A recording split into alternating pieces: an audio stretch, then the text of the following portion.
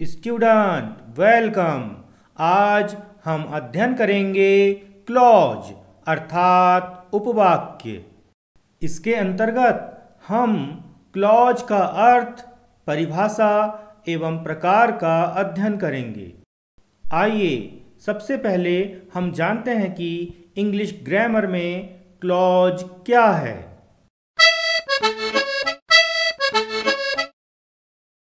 What is clause अर्थात clause क्या है। Clause. Collins Dictionary के अनुसार, in grammar, a clause is a group of words containing a verb. Sentences contain one or more clauses. A group of words that includes a subject and a verb and forms part of a sentence is called a clause. शब्दों के समूह को जिसमें एक कर्ता और क्रिया शामिल हो और वे वाक्यांश की रचना करें, उसे एक उपवाक्य अर्थात क्लॉज कहते हैं। A clause is more than a phrase and less than a sentence. अर्थात क्लॉज फ्रेज से बड़ा एवं सेंटेंस से छोटा होता है। A clause is more than a phrase and less than a sentence. अर्थात क्लॉज फ्रेज से बड़ा एवं सेंटेंस से छोटा होता है। Example: I like the students who work hard. यहाँ पर who work hard is a subordinate clause and I like the students is the principal clause. Who work hard अपने आप में पूर्ण नहीं है और मेन क्लॉज पर डिपेंड है। Subordinate clauses. A group of words that doesn't form a complete sentence but only adds some information to the main part of a sentence is called a subordinate clause. A group of words that doesn't form a complete sentence but only adds some information to the main part of a sentence is called a subordinate clause. शब्दों का वह समूह जो एक वाक्य ना बनाए परंतु केवल वाक्य के मुख्य हिस्से के बारे में जानकारी की बढ़ोतरी करे, सबऑर्डिनेट क्लॉज कहलाता है।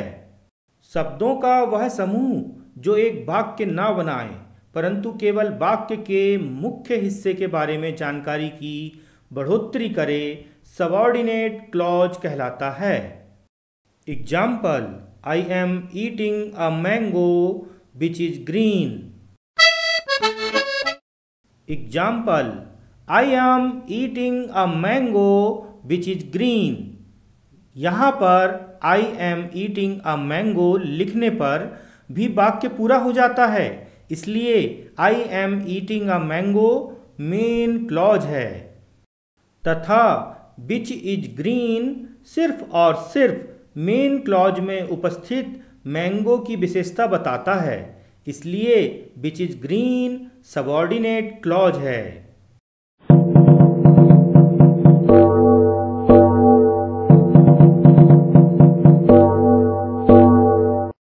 सबऑर्डिनेट क्लॉज का अस्तित्व। सबऑर्डिनेट क्लॉज का स्वतंत्र अस्तित्व नहीं होता है तथा यह मेन क्लॉज पर डिपेंड रहती है। इसी कारण से इसे डिपेंडेंट क्लॉज भी कहते हैं। सबऑर्डिनेट क्लॉज का स्वतंत्र अस्तित्व नहीं होता है तथा यह मेन क्लॉज पर डिपेंड रहती है। इसी कारण से इसे डिपेंडेंट क्लॉज भी कहते हैं।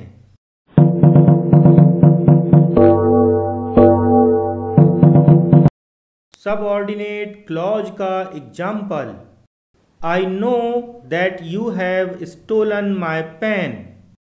I know that you have stolen my pen. इस वाक्य में that you have stolen my pen dependent subordinate clause है कि तुमने मेरा पेन चुराया है। यह वाक्य स्वयं पर निर्भर नहीं है। सबऑर्डिनेट कंजंक्शंस का झुकाव। सबऑर्डिनेट कंजंक्शंस के माध्यम से सबऑर्डिनेट क्लॉज को मेन क्लॉज से जोड़ा जाता है।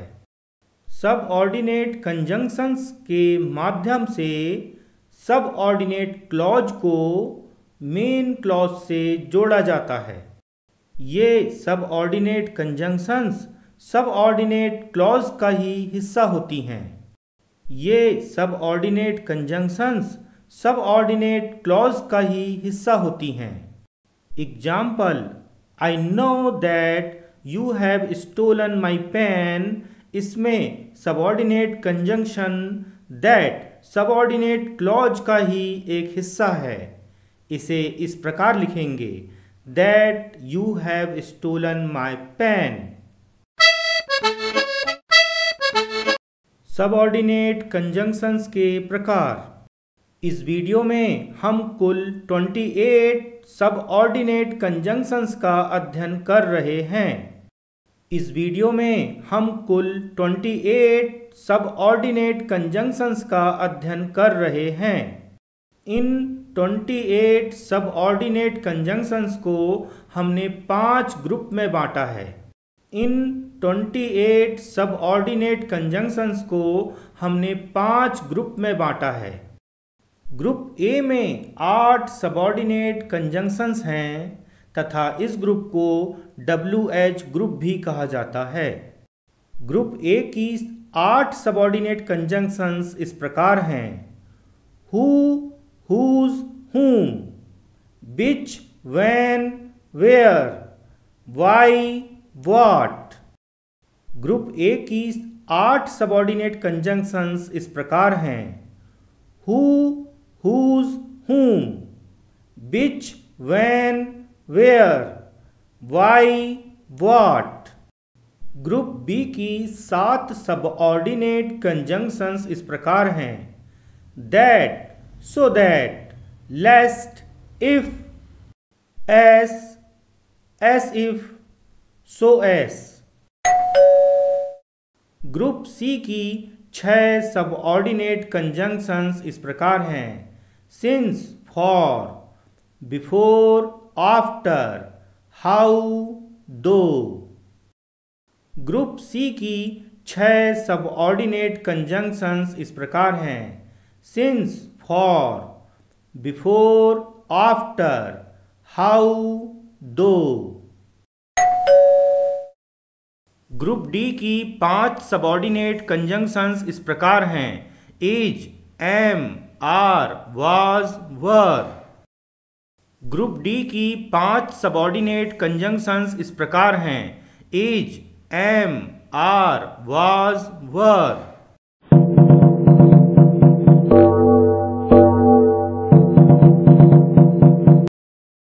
ग्रुप ई की 2 सबऑर्डिनेट कंजंक्शंस इस प्रकार हैं, टू, विद। ग्रुप ई की 2 सबऑर्डिनेट कंजंक्शंस इस प्रकार हैं, to, with.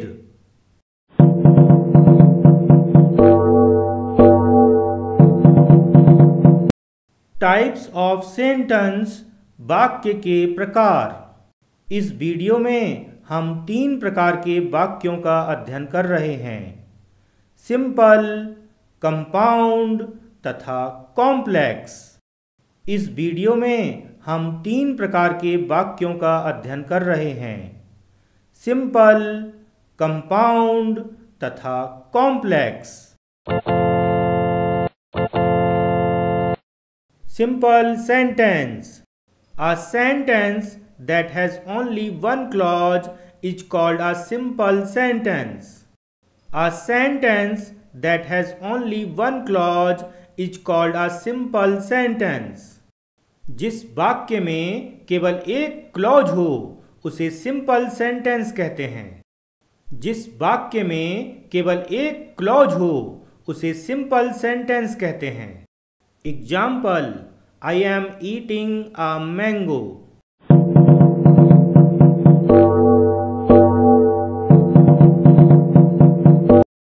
Compound sentence. A sentence which has two or more than two independent clause is called a compound sentence. Example, I am eating a mango but Mohan is playing cricket. इस वाक्य में उपस्थित दो clause हैं तथा दोनों independent हैं। इस प्रकार दोनों उपवाक्य अर्थात क्लॉज मेन क्लॉज हैं, इसलिए इस वाक्य को कंपाउंड सेंटेंस कहा जाता है।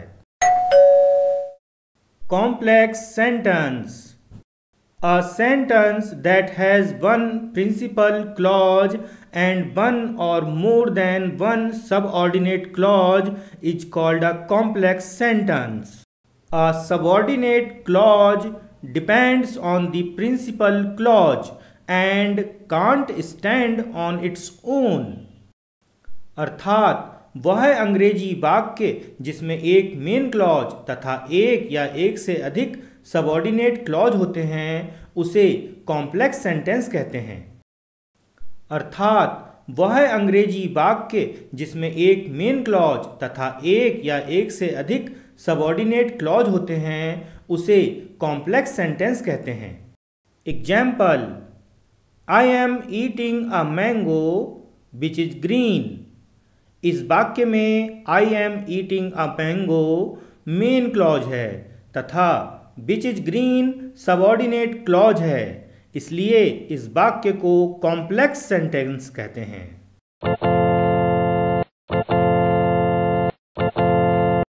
सबऑर्डिनेट क्लॉज के प्रकार। सबऑर्डिनेट क्लॉज तीन प्रकार की होती हैं: noun clause, adjective clause, adverb clause. Subordinate clause तीन प्रकार की होती हैं: noun clause, adjective clause, adverb clause. इस वीडियो में हम नाउन क्लॉज का अध्ययन करेंगे। A subordinate clause that does the work of a noun is called a noun clause. A subordinate clause that does the work of a noun is called a noun clause. वह subordinate clause जो noun की भूमिका अदा करता है उसे noun clause कहा जाता है। वह सबऑर्डिनेट क्लॉज जो नाउन की भूमिका अदा करता है उसे नाउन क्लॉज कहा जाता है। Example, do you know where is his car. इस वाक्य में डू यू नो एक प्रिंसिपल क्लॉज है तथा वेयर इज हिज कार इस वाक्य में नाउन क्लॉज है तथा where is his car dependent है। नाउन क्लॉज के example, do you know where your father is. Do you know where your father is. इस उदाहरण में do you know main clause है तथा where your father is noun clause है। व्याख्या, where your father is का उत्तर या काल्पनिक उत्तर भोपाल या जगह का नाम हो सकता है, इसलिए where your father is noun clause है। यहाँ सबऑर्डिनेट कंजंक्शन वेयर का प्रयोग किया गया है जो कि ए ग्रुप का सदस्य है। नाउन क्लॉज का example, she thought that she would pass. She thought that she would pass. उसने सोचा कि वह पास हो जाएगी। यहाँ that she would pass noun clause है। व्याख्या, सी थॉट उसने सोचा। प्रोफेसर जुगाड़मेंट ने प्रश्न किया, उसने क्या सोचा? उत्तर प्राप्त हुआ दैट सी वुड पास, अर्थात वह पास हो जाएगी। अब यह क्लॉज नाउन क्लॉज हो गई क्योंकि यहाँ क्या नामक तीर का जवाब वह पास हो जाएगी नामक तलवार से दिया जा रहा है। यहाँ पर सबऑर्डिनेट कंजंक्शन दैट का प्रयोग किया जा रहा है, जो कि ग्रुप बी की सबऑर्डिनेट कंजंक्शन है। Noun clause example, the problem is how to cross the river. The problem is how to cross the river. समस्या यह है कि नदी को कैसे पार किया जाए। The problem is principal clause है, जबकि how to cross the river dependent clause है। यह नाउन क्लॉज है, यह प्रिंसिपल क्लॉज के लिए कॉम्प्लीमेंट है। उपवाक्य द प्रॉब्लम इज, आरोपित प्रश्न क्या, प्राप्त उत्तर how to cross the river. यहाँ सबऑर्डिनेट कंजंक्शन इज का प्रयोग किया गया है, जो ग्रुप डी की सबऑर्डिनेट कंजंक्शन है।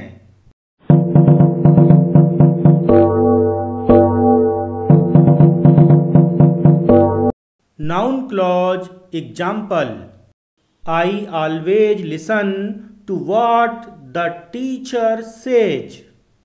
आई always listen to what the teacher says. जो कुछ शिक्षक कहते हैं मैं उसे हमेशा सुनता हूँ। यहाँ पर to what the teacher says noun clause है। यहाँ पर सबऑर्डिनेट कंजंक्शन टू का प्रयोग किया गया है।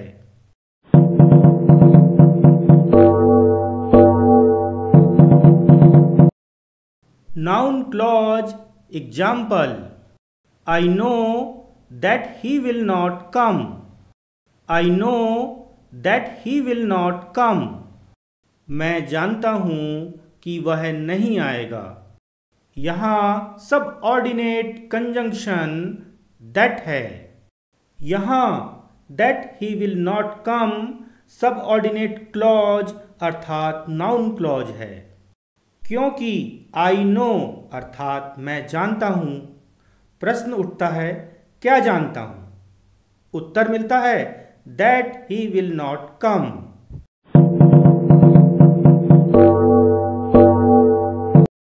Noun clause example, he knows how to drive a car. He knows how to drive a car. वह जानता है कि कार कैसे चलाई जाती है। यहाँ सबऑर्डिनेट कंजंक्शन दैट है। यहाँ how to drive a car subordinate clause या नाउन क्लॉज है।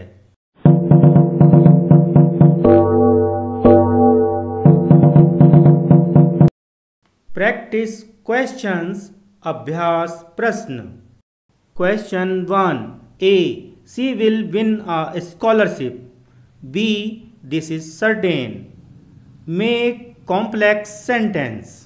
यहाँ पर दो वाक्यों को जोड़कर कॉम्प्लेक्स सेंटेंस बनाना है। स्टूडेंट्स इसका उत्तर बताइए।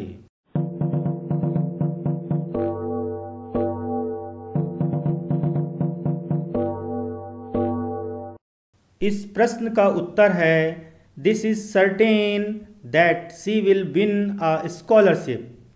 व्याख्या, यहाँ दोनों वाक्यों को सबऑर्डिनेट कंजंक्शन दैट से जोड़ा गया है। She will win a scholarship से परिणाम का बोध होता है, इसलिए उसे दैट के बाद लिखा गया है। प्रैक्टिस क्वेश्चंस, अभ्यास प्रश्न। Question 2, A, I could not attend the meeting. B, I am sorry to tell you this. Make complex sentence. Student इस प्रश्न का सही उत्तर बताइए।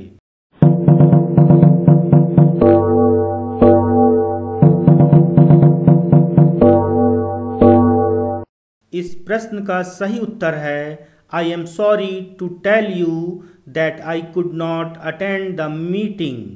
व्याख्या, यहाँ सबऑर्डिनेट कंजंक्शन दैट का प्रयोग किया गया है। I could not attend the meeting से कारण का बोध होता है, इसलिए उसे बाद में रखा गया है। I am sorry to tell you this, इस वाक्य में दिस को हटाकर दैट लाया गया है। प्रैक्टिस क्वेश्चंस अर्थात अभ्यास प्रश्न। Question number 3 A, you have won the first prize. B, I am pleased to hear this. Make complex sentence. Student, बताइए इस प्रश्न का सही आंसर क्या होगा?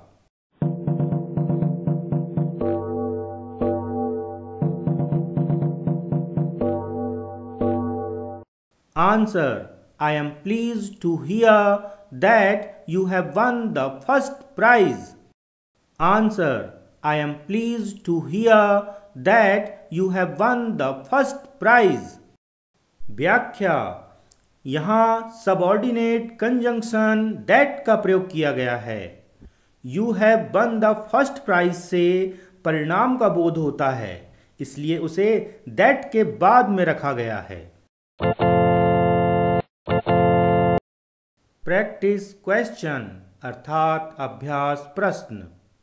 ए, this is a mystery. B, why did she go there. Make complex sentence.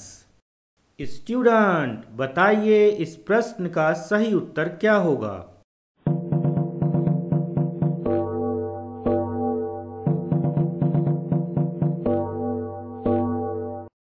इस प्रश्न का सही उत्तर है Why she went there is a mystery। इस प्रश्न का सही उत्तर है Why she went there is a mystery। व्याख्या, उत्तर बनने के बाद वाक्य पूर्णतः प्रश्नवाचक नहीं रहा, इसलिए इसे अफर्मेटिव के रूप में बदलना पड़ा है। हेल्पिंग वर्ब डिड की जगह खाली हो गई है तथा गो जो कि मेन वर्ब का फर्स्ट फॉर्म है उसकी जगह वेंट आया है जो कि मेन वर्ब का सेकेंड फॉर्म है। इसी प्रकार दिस इज अ मिस्ट्री परिणाम जैसा है, इसलिए इसे बाद में रखा गया है। प्रैक्टिस क्वेश्चन अर्थात अभ्यास प्रश्न। Question number 5 A, it annoys her। B, whatever I tell her। Make complex sentence। Student, बताइए इस प्रश्न का सही उत्तर क्या होगा?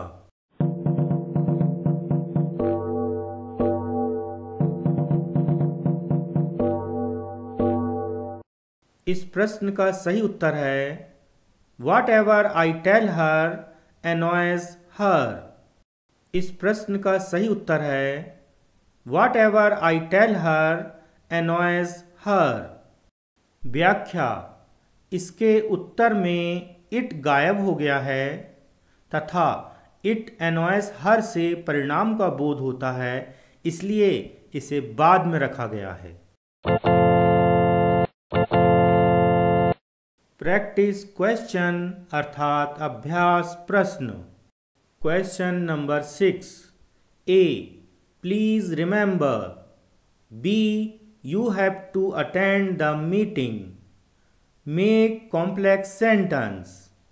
स्टूडेंट, बताइए इस प्रश्न का सही उत्तर क्या होगा?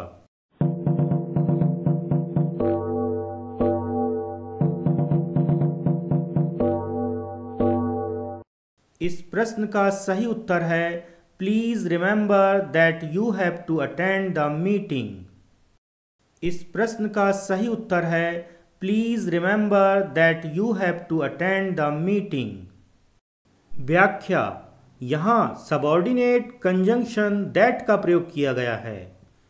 You have to attend the meeting से बाद में होने वाले कार्य का बोध होता है, इसलिए इसे वाक्य में बाद में रखा गया है। You have to attend the meeting noun clause है।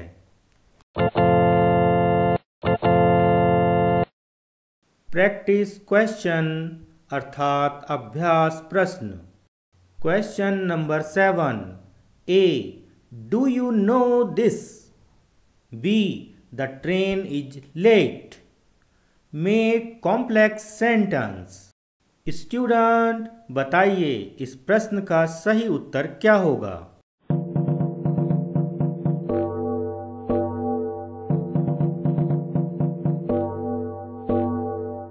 इस प्रश्न का सही उत्तर है do you know that the train is late. इस प्रश्न का सही उत्तर है do you know that the train is late. व्याख्या।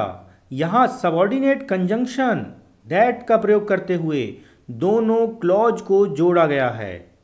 द ट्रेन इज लेट परिणाम या बाद में आने वाली क्लॉज है। यह डिपेंडेंट है और यह नाउन क्लॉज है। डू यू नो यहाँ पर प्रिंसिपल अर्थात मेन क्लॉज है। प्रैक्टिस क्वेश्चन अर्थात अभ्यास प्रश्न। Question number 8। A, who are they? B, I don't know. Make complex sentence. Student बताइए इस प्रश्न का सही उत्तर क्या होगा?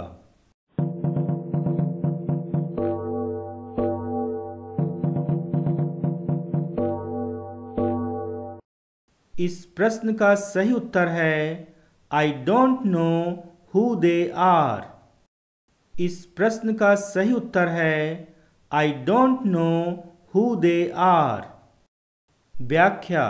यहाँ हु आर दे बाद में आने वाला मामला है तथा डिपेंडेंट है तथा आई डोंट नो यहाँ पर प्रिंसिपल क्लॉज है या मेन क्लॉज है या इंडिपेंडेंट है। प्रैक्टिस क्वेश्चन अर्थात अभ्यास प्रश्न। Question number 9। A, your career depends on this. B, how you work. Make complex sentence. Student बताइए इस प्रश्न का सही उत्तर क्या होगा?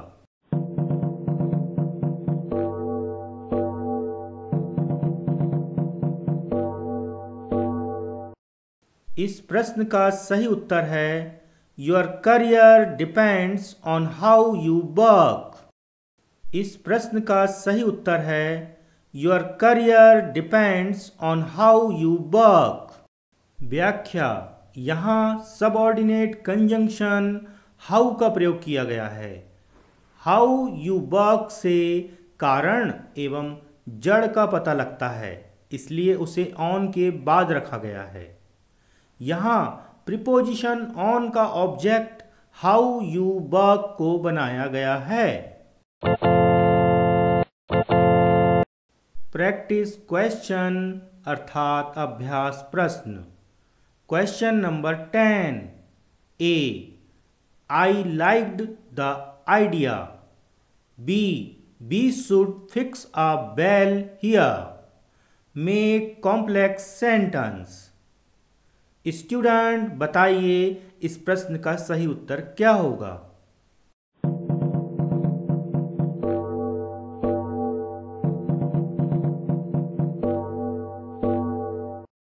इस प्रश्न का सही उत्तर है I liked the idea that we should fix a bell here. इस प्रश्न का सही उत्तर है I liked the idea that we should fix a bell here. व्याख्या। यहाँ सब ऑर्डिनेट कंजंक्शन दैट का प्रयोग किया गया है।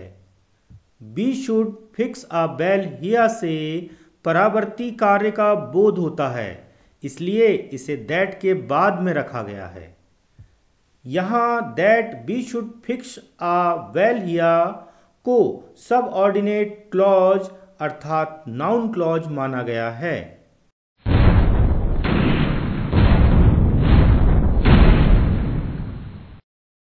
आप सभी को अध्ययन के लिए बहुत बहुत शुभकामनाएं।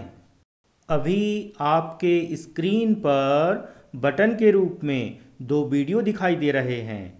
आप इनमें से किसी एक को चुनकर उस पर क्लिक करें और अपना अध्ययन निरंतर जारी रखें।